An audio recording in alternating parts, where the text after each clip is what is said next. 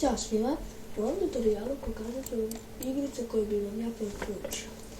Prva igrica je Assassin's Creed 3. Igrica nije loša i grafika je odrađena lepo i tako da treba da je probate. I slična igrica tome je Assassin's Creed 4, Black Flag. Igrica je dobra, malo bolja od Assassin's Creed 3.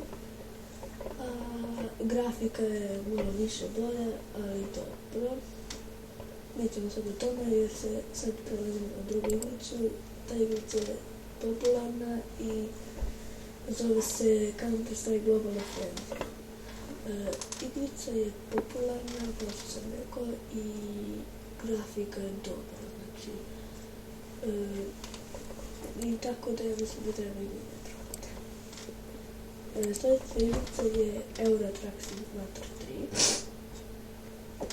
Ima i Euro Truck Simulator 2, slične su grafike, samo Euro Truck Simulator 3 je malo bolje.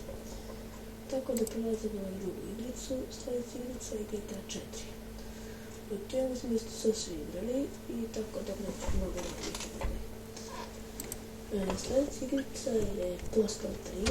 To je malo više nasilnija igrica od Postal 2. Postal 3 je jako više nasilnija igrica. Nasilna igrica, znači. Tako da prelazimo na sljedeću igru je Prototype 3 ili 2.